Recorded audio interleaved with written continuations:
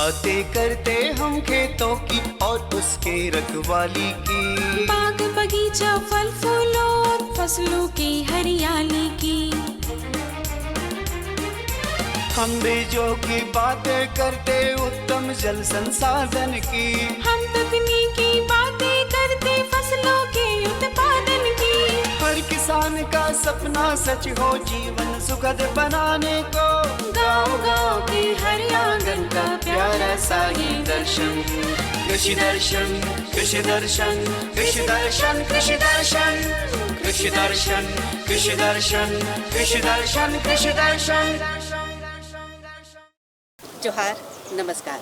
कृषि दर्शन के आज के अंक में आप सबका स्वागत है। ऐ वक्त तू कितना भी परेशान कर, मगर ये याद रखना कि किसी मोड़ पर हम तुम्हें बदल ही देंगे। कुछ इसी तरह का जुनून लेकर कुछ लोग अपने परेशानियों से उबर जाते हैं और सफलता प्राप्त करके समाज के लिए एक मिसाल बन जाते हैं। आज आपकी मुलाकात एक ऐसे ही सफल किसान से कराने वाले हैं, लेकिन कार्यक्रम की शुरुआत करते हैं कृषि समाचार से। नमस्कार, कृषि समाचार में आपका स्वागत है। मैं हूं दिव्यांशु। आइए देखते हैं आज कृषि समाचार में क्या है खास। लोहरदगा के मछली पालक अनुदान पर कर सकते हैं बायोफ्लॉक मछली पालन। रांची के पशुपालक मुर्गी पालन और बत्तख पालन के लिए ले सकते हैं अनुदान, और बैगन के बेहतर उत्पादन के लिए लगाएं उन्नत प्रभेद स्वर्ण संपदा। अब समाचार विस्तार से। लोहरदगा के मछली पालकों को बायोफ्लॉक तकनीक से मछली पालन करने के लिए 2 योजनाएं चलाई जा रही हैं। इसमें पहला है 1 हेक्टेयर में बायोफ्लॉक तालाब का निर्माण। इसकी योजना लागत 14 लाख रुपए है। इसमें सरकार 5,60,000 रुपए अनुदान देगी। दूसरा है 4 मीटर व्यास और 1.5 मीटर ऊंचे टैंक वाले बायोफ्लॉक की स्थापना। इसकी योजना लागत 25 लाख रुपए है। सरकार इसमें 15 लाख रुपए अनुदान देगी। इस योजना से लाभ लेने के लिए जिला मत्स्य कार्यालय में आवेदन दे सकते हैं। रांची जिला में पशुपालन के जरिए स्वरोजगार उपलब्ध कराने के उद्देश्य से मुख्यमंत्री पशुधन विकास योजना लागू है। इस योजना के तहत रांची के ग्रामीण 400 बैकयार्ड चूजा, 500 ब्रॉयलर चूजा और बत्तख पालन के लिए सरकार से अनुदान ले सकते हैं। इसमें एसटी, एससी, दिव्यांग, विधवा और निसंतान दंपति को 90% और अन्य सभी सामान्य वर्ग के लाभुक को 75% अनुदान दिया जाएगा। इससे लाभ लेने के लिए जिला पशुपालन पदाधिकारी कार्यालय में आवेदन दे सकते हैं। पशुपालक भाइयों, इस मौसम में पशुओं को हरा चारा सूखा चारा के साथ मिलाकर खाने के लिए दें। दलहनी और गैर दलहनी हरा चारा अनुशंसित मात्रा में दें। इस मौसम में पशुओं को केवल हरा चारा न देकर उसके साथ सूखा चारा यानी कुट्टी मिलाकर दें तो ज्यादा बेहतर होगा, क्योंकि हरा चारा में नमी अधिक होती है। इससे ठंड का दुष्प्रभाव हो सकता है। इसके अलावा दलहनी चारा 10 से 15 किलोग्राम और गैर दलहनी चारा 15 से 20 किलोग्राम प्रतिदिन प्रति वयस्क पशु की दर से आहार में शामिल कर सकते हैं। इससे दूध उत्पादन बेहतर होगा। हरे चारे जब भी आप खिलाएं तो शुष्क चारे के साथ मिलाकर खिलाएं, कुट्टी बनाकर खिलाएं। साथ ही अगर मात्रा की हम लोग बात करते हैं तो जो गैर दलहनी चारा फसल है उसको हम लोग 15 से 20 किलोग्राम प्रति दिन प्रति वयस्क मवेशी को खिला सकते हैं। और अगर हम लोग दलहनी चारा फसल की बात करेंगे तो 10 से 15 किलोग्राम प्रति वयस्क पशु प्रतिदिन के दर से खिला सकते हैं। किसान भाई, आप बसंत के मौसम में बैगन की खेती करना चाहते हैं तो पूरे जनवरी महीने तक फसल लगा सकते हैं। बैगन के बेहतर उत्पादन के लिए उन्नत प्रभेद Pusa purple long, Pusa purple round, Pusa cluster, स्वर्ण प्रतिभा, स्वर्ण श्यामली, स्वर्ण शक्ति या स्वर्ण संपदा 6 लगाएं। बैगन के सामान्य प्रभेदों की बुआई में 700 ग्राम बीज और संकर प्रभेदों की बुआई में 200 ग्राम बीज प्रति हेक्टेयर की दर से लगाएं। सामान्य प्रभेदों की बुआई में कतार और पौधों के बीच 50-50 सेंटीमीटर की दूरी रखें। संकर प्रभेदों की बुआई में कतार और पौधों के बीच 60-60 सेंटीमीटर की दूरी रखें। Pusa purple long, Pusa purple round, Pusa cluster, स्वर्ण प्रतिभा या स्वर्ण श्यामली की उत्पादन क्षमता 200 से 250 क्विंटल प्रति हेक्टेयर है, जबकि संकर प्रभेद स्वर्ण शक्ति और स्वर्ण संपदा 6 की उत्पादन क्षमता 600 क्विंटल प्रति हेक्टेयर है। किसान भाई, आप यदि मूंगफली की खेती करना चाहते हैं तो छिलके से एक दाना को अलग करने के लिए कृषि उपकरण ग्राउंडनट डिकोटिकेटर की सहायता ले सकते हैं। इसकी कार्यक्षमता 5 क्विंटल प्रतिदिन है। आज हम जानेंगे गोभी वर्गीय फसलों को रासायनिक दवा के बिना कैसे कीट मुक्त रखें। गोभी वर्गीय फसलों में रासायनिक दवा का उपयोग ना ही करें तो ज्यादा अच्छा है। समेकित कीट प्रबंधन के तहत फूल गोभी और पत्ता गोभी को कतारों में लगाएं। फसल लगाने में गोभी के हर 26 कतार के बाद 2 कतार सरसों फसल लगाएं। ध्यान रहे, इसमें पहला और अंतिम कतार सरसों फसल का ही होना चाहिए। इससे कीट लगने की संभावना बहुत कम हो जाएगी। और अब एक नजर राज्य के 5 प्रमुख शहरों के मौसम के मिजाज पर। में आज इतना ही। अगले दिन अगले अंक में फिर मुलाकात होगी कुछ ताजा तरीन खबरों के साथ। तब तक के लिए दीजिए इजाजत। नमस्कार, जोहार। तो देखा किसान भाइयों, आपने कृषि समाचार में कृषि जगत से जुड़ी हुई खबरें, मौसम का हाल और मंडी का भाव। रुकते हैं एक छोटे से विराम के लिए, मिलते हैं इस विराम के बाद। भारत सरकार का हर प्रयास किसानों को दे रहा है एक नई आस। देश के किसानों की खुशहाली और उन्हें आत्मनिर्भर बनाने के लिए भारत सरकार समर्पित है। प्रधानमंत्री श्री नरेंद्र मोदी जी के नेतृत्व में कृषि क्षेत्र में किए गए निरंतर प्रयासों के फलस्वरूप देश खाद्यान्न व बागवानी के क्षेत्र में आत्मनिर्भर हो चुका है और देश में दलहन का उत्पादन भी बढ़ा है। इसी तरह भारत सरकार ने खाद्य तेलों के उत्पादन को बढ़ाने के भी अनेक प्रयास किए हैं। इसी क्रम को आगे बढ़ाते हुए माननीय प्रधानमंत्री श्री नरेंद्र मोदी जी के नेतृत्व में भारत सरकार ने दूरदर्शी निर्णय लेते हुए राष्ट्रीय खाद्य तेल मिशन ऑयल पाम की शुरुआत की है। इस मिशन से देश भर के किसानों को बहुत लाभ मिलेगा। कृषि के पूंजी निवेश में वृद्धि होगी, खाद्य तेल आयात पर देश की निर्भरता कम होगी और रोजगार के नए अवसर पैदा होंगे। खाने के तेल में आत्मनिर्भरता के लिए अब राष्ट्रीय खाद्य तेल मिशन ऑयल पाम का संकल्प लिया गया है। इससे किसानों को तो सीधा लाभ होगा ही, गरीब और मध्यम वर्ग के परिवारों को सस्ता और अच्छी क्वालिटी का तेल भी मिलेगा। यही नहीं, ये मिशन बड़े स्तर पर रोजगार का निर्माण करेगा। इस मिशन के अंतर्गत ऑयल पाम का रकबा और पैदावार बढ़ाने पर जोर देने के लिए सरकार ने 11,000 करोड़ रुपए से अधिक की सहायता राशि निर्धारित की है। मिशन के तहत सरकार ने ऑयल पाम की खेती के लिए रोपण आदि की सहायता में बढ़ोतरी करते हुए पहले मिलने वाले 12,000 रुपए प्रति हेक्टेयर को बढ़ाकर 29,000 रुपए प्रति हेक्टेयर तक कर दिया है। ऑयल पाम के पुराने बागों के पुनरुद्धार के लिए 250 रुपए प्रति पौधा के हिसाब से विशेष सहायता दी जा रही है। पौधारोपण सामग्री की कमी दूर करने और बीजों की पैदावार करने वाले बागों को भी सहायता दी जाएगी। इसके तहत 15 हेक्टेयर ऑयल पाम उद्यान के लिए 80 लाख रुपए तक की सहायता राशि दी जाएगी। इसके अलावा नर्सरी विकास के लिए 40 लाख रुपए तक तय किए गए हैं। पूर्वोत्तर और अंडमान राज्यों के लिए विशेष सहायता का भी प्रावधान है। ऑयल पाम के किसान ताजे फलों के गुच्छे यानी FFB का उत्पादन करते हैं, जिनकी वर्तमान में कीमतें अंतर्राष्ट्रीय मूल्यों में उतार चढ़ाव के आधार पर तय होती हैं।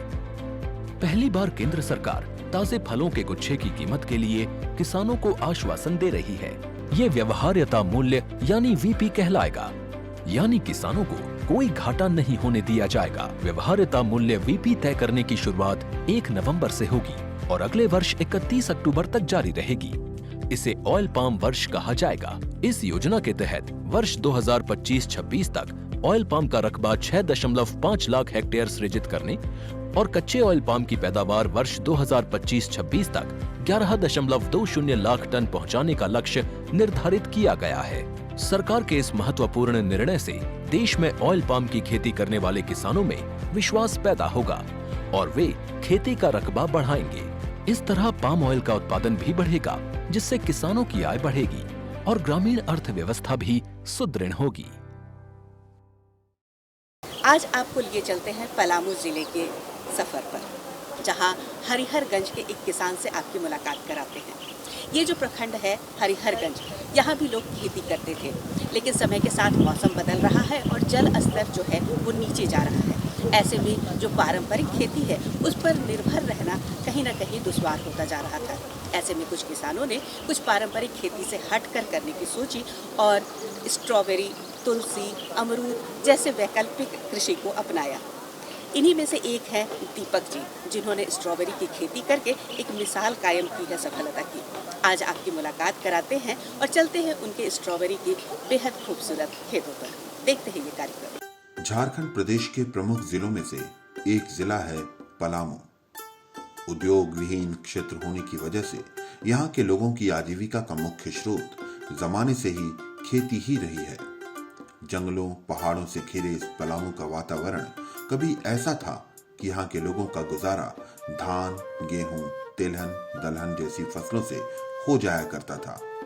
आज के परिवेश में इस क्षेत्र में भूगर्भ जल स्तर नीचे जा रहा है, वन उन्मूलन हो रहा है और मौसम अपना मिजाज बदल रहा है। ऐसी परिस्थिति में साधारण खेती कर आज के युवा जमाने के साथ कदम ताल नहीं कर सकते। ऐसे में यह आवश्यक है कि यहाँ के किसान उपलब्ध संसाधनों तथा वातावरण के हिसाब से अपनी फसलों का भी विविधीकरण करें और आधुनिक तकनीकों का समावेश कर अपनी खेती को उन्नत बनाएं। बेशक पलामू जिले की मिट्टी उपजाऊ है, यही वजह है कि यहाँ के युवा आज की परिस्थिति के हिसाब से यहाँ आधुनिक तकनीकों से खेती कर रहे हैं। इनकी खेती सिर्फ धान और दलहन तक नहीं सिमटी हुई है, बल्कि इसका दायरा बढ़ चुका है तथा खासकर स्ट्रॉबेरी की खेती को भी अपना लिया है। स्ट्रॉबेरी जिसकी खेती विश्व भर में होती है, पलामू जिले में भी इसकी खेती ने यहाँ के लोगों की खेती को एक व्यावसायिक रूप दे दिया है। लोग इसकी खेती से जुड़कर लाखों में आमदनी प्राप्त कर रहे हैं तथा अपने आप को उज्जवल भविष्य की ओर ले जा रहे हैं। पलामू के यूथ का इन्वॉल्वमेंट और क्षेत्र में हो सकता है। कृषि का क्षेत्र जो है यहाँ पे काफ़ी बड़ा है और चूँकि बहुत सारी औद्योगिक गतिविधियाँ इस क्षेत्र में नहीं हैं, तो खेत जो है काफ़ी उपजाऊ है। किसान यहाँ पे काफ़ी समझदार हैं, जानकार हैं। खास करके यहाँ मैं देखता हूँ कि काफ़ी युवा जो है वो खेती में जुड़े हुए हैं। यहाँ आप देखेंगे कि एक एक पैच जो है यहाँ पे थाई वैरायटी के अमरूद की खेती होती है, वो करीब 65-70 एकड़ का पैच है जहाँ पे उसमें खेती होती है। उसके अलावे आप देखेंगे कि यहाँ पे स्ट्रॉबेरी की खेती बड़ा तेज़ी से फैल रहा है। स्ट्रॉबेरी की लोग खेती करते हैं, काफ़ी मेहनत करते हैं और महाबलेश्वर से वो उसका मंगाते हैं, उसका प्लांटिंग मटेरियल, और जो होता है यहाँ का तो वो सारा यहाँ पे कलकत्ता तक उसकी सप्लाई की जाती है। उसके अलावे भी डाइवर्सिफिकेशन और हुआ है यहाँ पे। जो ट्रेडिशनल एग्रीकल्चर है उसको छोड़ के नए नए क्षेत्र में लोग यहाँ के किसान प्रवेश कर रहे हैं। यहाँ पे पिपरमिंट की खेती लोग कर रहे हैं, जिनसे कि ऑयल एक्सट्रैक्शन करके मेंथा ऑयल बना रहे हैं, उसका मार्केटिंग कर रहे हैं। यहाँ पे जो तुलसी है उसकी खेती कर रहे हैं, उससे मेंथा ऑयल, उससे तुलसी का तेल निकाल करके उसकी मार्केटिंग की जा रही है। यहाँ पे ब्लैक व्हीट, ब्लैक राइस, उसकी खेती लोग कर रहे हैं किसान। लेमन ग्रास, मेडिसिनल प्लांट की खेती शुरू हो रही है, तो इससे किसान उस तरह की खेती कर सकते हैं। शुगर कैन की भी खेती यहाँ पे गरवा में कांडी ब्लॉक है, वहाँ काफ़ी बड़े पैमाने पे सोन नदी के किनारे होता है। पलामू जिला अंतर्गत हरिहरगंज प्रखंड के फिरोजी ग्राम निवासी दीपक कुमार इस क्षेत्र में स्ट्रॉबेरी की खेती के प्रथम वाहक हैं। इन्होंने इस क्षेत्र में इसकी खेती का आगाज किया है। पेशे से इलेक्ट्रिकल इंजीनियर रहे दीपक कुमार मुंबई में नौकरी करते थे। अपनी शादी के बाद इन्होंने अपने ससुर की स्ट्रॉबेरी की खेती से प्रेरित होकर अपनी नौकरी छोड़ दी और इसकी खेती को अपना लिया। वर्ष 2017 में इन्होंने अपने ससुर के मार्गदर्शन पर चलकर इसकी खेती की शुरुआत की और आज वो इस क्षेत्र में कामयाबी का परचम लहरा रहे हैं। 2017 की बात है ना, उससे पहले तो मुंबई में काम कर रहे थे, फिर शादी हुई, वहाँ इंजीनियर के तौर पर थे। शादी हुई, फिर ससुर जी हरियाणा में स्ट्रॉबेरी का काफ़ी मात्रा में खेती करते थे, तो ससुर जी ही बोले कि स्ट्रॉबेरी की खेती करने के लिए, तो फिर खेती करने लगे 2017 से। दीपक कुमार ने स्ट्रॉबेरी की खेती की शुरुआत यहाँ वहाँ से कर्ज लेकर अपनी 4.5 एकड़ भूमि में की थी। इस खेती से उन्हें इतनी आमदनी हुई कि उन्होंने इससे न सिर्फ अपना सारा कर्ज उतार दिया, बल्कि इसमें मुनाफे को देखकर अपनी खेती का रकबा भी बढ़ा लिया। आज वो इसकी खेती से 3 से 4 लाख रुपए की लागत लगाकर 5 लाख रुपए तक की आमदनी प्राप्त कर लेते हैं। ये तो 4.5 एकड़ से शुरुआत हुआ था उस टाइम, जो कि अभी काफ़ी एरिया में लगने लगा पलामू एरिया। नहीं, तो लीज में ही शुरू किए थे 2017 में, नहीं 2018 में हम लोगों का DHO सर के माध्यम से हम लोगों को सब्सिडी मिला था उस टाइम। 2019 में भी मिला DHO सर के माध्यम से, उस टाइम काफ़ी सपोर्ट मिला। स्ट्रॉबेरी में ही सपोर्ट मिला, मतलब पौधे मिल जाते हैं, कुछ पौधे वहाँ से मिल जाते हैं, ड्रिप भी मिल जाते हैं, मल्चिंग भी मिल जाते हैं। दीपक कुमार के स्ट्रॉबेरी की खेती यदि सफल हुई है तो इसके पीछे कई प्रमुख कारण हैं। पहला तो यहाँ की जलवायु इसकी खेती के लिए काफी उपयुक्त है। दूसरा, इन्हें इसकी खेती के लिए सरकारी विभाग से मदद भी मिली है। इन्हें इसके लिए NHM यानी नेशनल हॉर्टिकल्चर मिशन की तरफ से अनुदान प्राप्त हुआ है।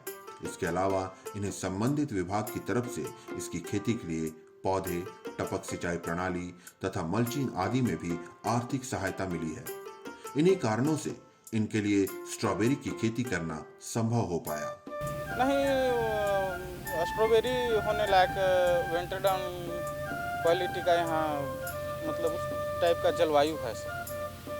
उतना ज़्यादा ठंडा भी नहीं होता है, गर्मी तो खैर होता ही है, इसकी वजह से ठंडे के टाइम से थोड़ा पहले लगाया जाता है, जो कि ठंडी में मतलब अच्छा चल सके। दीपक कुमार स्ट्रॉबेरी की खेती से खुद तो सफल हुए ही हैं, साथ ही साथ इन्होंने इसके माध्यम से यहाँ कई लोगों के लिए रोजगार तक सृजित किया है और लोगों को इसकी खेती के लिए प्रेरित भी किया है। आज इनके फार्म से लगभग 200 लोगों को रोजगार प्राप्त है। फिर इन्हें देखकर पलामू जिले में लगभग 70 एकड़ भूमि पर स्ट्रॉबेरी की खेती से लोग जुड़ गए हैं। इतना ही नहीं, दीपक कुमार ने अपने स्तर से पलायन पर अंकुश लगाने का काम भी इसकी खेती की बदौलत ही किया है। रोजगार तो खैर हम अभी तो 200 लोगों का रोजगार केवल हम दिए। लगभग अभी तो देखा जाए तो 60 से 70 एकड़ में हो गया है पूरे पलामू में। हम नहीं करवा रहे हैं, लेकिन हमारे ही लिंक से मतलब हो रही है। तो मार्केट कलकत्ता सबसे बड़ा मार्केट है इस क्षेत्र का, स्ट्रॉबेरी का। तो वहाँ से मतलब जैसे ही जब प्रोडक्शन देने लायक होता है तो उधर से खुद व्यापारी ही इधर आ जाते हैं, तो लोग अपना अपना आकर के किसान पकड़ लेते हैं, फिर डायरेक्ट वो लोग से किसान माल वो लोग को देने लगते हैं। मतलब लागत तो 3 से 4 लाख रुपए लग जाता है। इनकम वही 3-4 लाख रुपया, अच्छा इनकम हुआ तो 5 लाख रुपया भी हो सकता है। नहीं, नौकरी तो अब हो नहीं सकता है, हमसे कर भी नहीं सकते, क्योंकि जब एक बार ज़्यादा पैसा देख लेने के बाद उस चीज़ पर नहीं जा सकते। जैसे बदलाव क्या आया, पहले छोटा सोच था, अब थोड़ा सा हम भी सोचते हैं कि कुछ अच्छा काम करें, बड़ा काम करें। जैसे मैं पहले हम 4.5 एकड़ में लगा रहे थे, अभी हो गया वो भी हमारा भी 10-15 एकड़ में हम भी लगा रहे थे। नहीं, पानी में इसमें ज़्यादा तो पानी लगता भी नहीं है ना, क्योंकि ये तो ड्रिप इरिगेशन से बूंद बूंद टपक विधि से ये फसल किया जाता है, तो इसमें पानी भी कम लगता है। हमने तो अब क्या बोलेगा सर, कितने लोगों को रोका है, लेकिन 6-7 तो ऐसे आदमी हैं जिनको कि हमने रोका है और वो लोग भी साथ में देख करके खेती कर रहे हैं। दीपक कुमार की स्ट्रॉबेरी की खेती से यहाँ की महिलाओं को काफी फायदा पहुँच रहा है। पलामू के गाँवों में जहाँ महिलाओं के लिए रोजगार की अत्यंत कमी है, वहाँ इन्हें घर पर रहकर ही दिहाड़ी करने का एक छोटा ही सही परंतु नियमित अवसर मिल जाता है। इसकी आमदनी इनके घरेलू खर्च में महत्वपूर्ण भूमिका निभाती है। काम तो 10-15 दिन हो गए करने के लिए। 15 दिन हो गया? काम तो कहा है कि 7 दिन होगा। दिहाड़ी तो मिलता है 180। पहले भी कुछ कर रहे थे कहीं काम? हिमाचल में सब छाटते थे, आराम तो यहीं से जाए। हम सब दिन काम करते हैं, सब दिन। क्या फायदा है, बैठना के लिए ठीक ना है। अभी तो 4 गो है, फिर तो फ्रूट बढ़ेगा तो मैंने 30 में कितना लोग काम करते हैं? हर सीजन में करते हैं 30-40, जैसा फ्रूट निकलेंगे वैसा। दीपक कुमार के फार्म में लोगों को रोजगार तो मिल ही रहा है, इसके अलावा लोग इनसे प्रेरित होकर स्ट्रॉबेरी की खेती से भी जुड़ रहे हैं। दीपक कुमार के मौसेरे भाई शुभम कुमार तथा पवन कुमार इसके जीते जागते उदाहरण हैं। शुभम कुमार बताते हैं कि उन्होंने BA तक की पढ़ाई की है और दीपक कुमार के मार्गदर्शन पर स्ट्रॉबेरी की खेती की शुरुआत कर दी है। सर, मेरा पढ़ाई BA किया है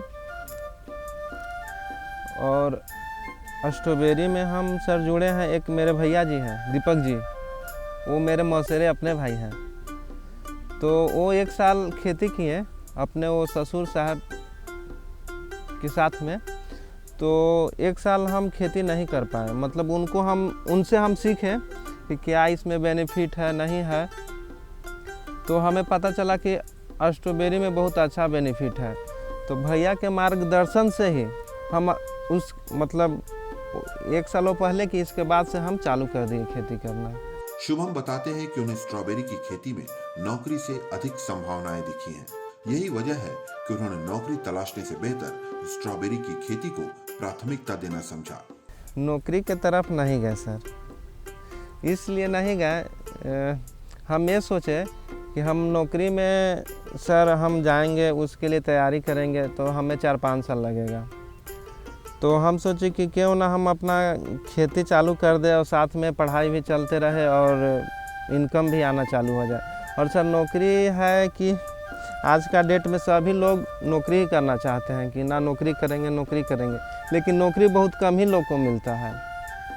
तो हमें सोचे कि ये नौकरी के पीछे हम 5 साल क्यों व्यर्थ टाइम दें, तो साथ में पढ़ाई की और साथ में खेती भी चालू कर दिए। शुभम बताते हैं कि इनके यहाँ पहले पारंपरिक खेती होती थी जो सिर्फ धान गेहूं तक ही सीमित थी। इन्होंने जब स्ट्रॉबेरी की खेती में कदम रखा तो इन्हें अपनी खेती में वैज्ञानिक विधियों का समावेश करना पड़ा। उन्हें इसकी खेती में सारी तकनीकें दीपक कुमार के माध्यम से ही प्राप्त हुई है। सर पहले का खेती से तो बहुत इसमें अलग करना पड़ा। इसको मतलब वैज्ञानिक विधि से तैयारी करना पड़ा। इसमें ड्रिप मल्चिंग सब कुछ ये सब नया ही, पहले तो हम लोग देखे ही नहीं थे कि ऐसे खेती होता है। जब पिछले बार जो भैया जी किए इससे हम लोग को पता चला कि ऐसा खेती होता है। तो पहले हम लोग पटवन करते थे ऐसे ही, तो इसमें ड्रिप सिंचाई से टपक विधि से ये होता है। तो हम लोग का मतलब ड्रिप का नया करना पड़ा, मल्चिंग करना पड़ा।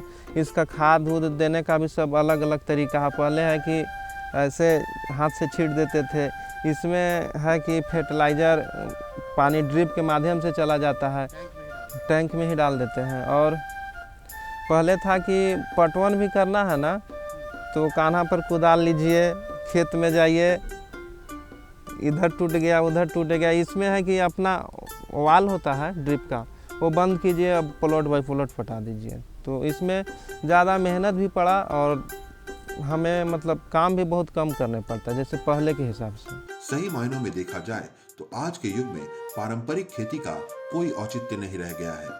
ऐसी खेती में लाभ इतना कम है कि इससे किसानों का गुजारा बहुत ही मुश्किल है। दूसरी तरफ प्राकृतिक संसाधनों की कमी भी किसानों को उपलब्ध संसाधनों का इस्तेमाल करके ही ज्यादा से ज्यादा उपज लेने के लिए विवश कर रही है। हम लोगों ने जो पारंपरिक खेती है, ट्रेडिशनल फार्मिंग जिसको कह रहे हैं, तो उसमें देख लिया अब बहुत ज़्यादा उसमें लाभ नहीं हो रहा है।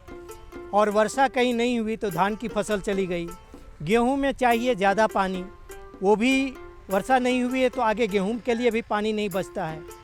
तो ऐसे फार्मिंग की तरफ किसानों को जाने की ज़रूरत महसूस की जा रही थी, जिसमें सारी चीज़ें कम लगे, कम वर्षा भी हो, कम पानी हो, कम उर्वरक का प्रयोग करना पड़े और उनको पूंजी लगे तो लगे, लेकिन उनको ज़्यादा से ज़्यादा प्रॉफिट हो, ज़्यादा आय कर सकें। तो ऐसी खेती की ज़रूरत महसूस की जा रही थी। अब कुछ लोग अगर स्ट्रॉबेरी की तरफ बढ़े हैं तो बहुत अच्छी बात है, क्योंकि स्ट्रॉबेरी में पूंजी तो ज़्यादा लगती है लेकिन आय भी उतनी ही अधिक होती है, इसलिए स्ट्रॉबेरी की तरफ ज़्यादा से ज़्यादा लोग जाएं। दीपक कुमार ने क्षेत्र में ऐसी खेती में सफलता प्राप्त कर एक उदाहरण स्थापित किया है। इनकी सफलता में आत्मा संस्थान का भी योगदान रहा है। इनसे अभिप्रेरित होकर ही वो इस मकाम पर पहुंचे हैं कि आज उन लोगों को रोजगार देने के लायक बन गए हैं। इस तरह से जितने किसान को हम मोटिवेट कर पाए हैं, वो अब नौकरी की तरफ जाने को तैयार नहीं है, वो खुद नौकरी देने वाले बन गए हैं। जैसा मोदी जी की सोच है जैसी, उस तरह से ये नौकरी मांगने वाले नहीं है, नौकरी देने वाले बन गए हैं। बहुत सारे लोगों को इन लोगों ने रोका। अपने प्रदेश में आज किसानों की आर्थिक स्थिति में क्रांति लाने की अत्यंत आवश्यकता है। ये तभी संभव है जब यहाँ के किसान जागरूक होकर पारंपरिक खेती की बेड़ियों को तोड़ेंगे। पलामू जिले के हरिहरगंज प्रखंड के दीपक कुमार ने इस दिशा में प्रयास किया है और स्ट्रॉबेरी की खेती को अपनाकर इन बेड़ियों को तोड़ा है। इन्होंने ऐसी खेती अपनाई है जो व्यावसायिक दृष्टिकोण से लाभदायक है। इसमें इनकी सफलता ने औरों को भी इसकी ओर प्रेरित किया है। इसकी खेती से यहाँ के खेतों में जहाँ एक ओर लाल लाल फल लहरा रहे हैं तो वहीं दूसरी ओर किसानों के घर आंगन में हरे हरे नौ। तो देखा किसान भाइयों आपने, ये जो स्ट्रॉबेरी की खेती है इसने दीपक जी को कितनी सफलता दिलाई है। उम्मीद है कि इस कार्यक्रम को देखकर आप भी प्रेरित हुए होंगे और आप भी कुछ ऐसा ही करना चाहते हैं। अगर आपको इससे जुड़ी कोई और जानकारी चाहिए तो हमारा पता नोट कर लीजिए। हमारा पता है कार्यक्रम कृषि दर्शन, कृषि प्रकोष्ठ, द्वारा केंद्र निदेशक, दूरदर्शन केंद्र, रातू रोड, रांची, पिन संख्या 834001। तो पूरी टीम के साथ हमें दीजिए इजाजत। जोहार, नमस्कार।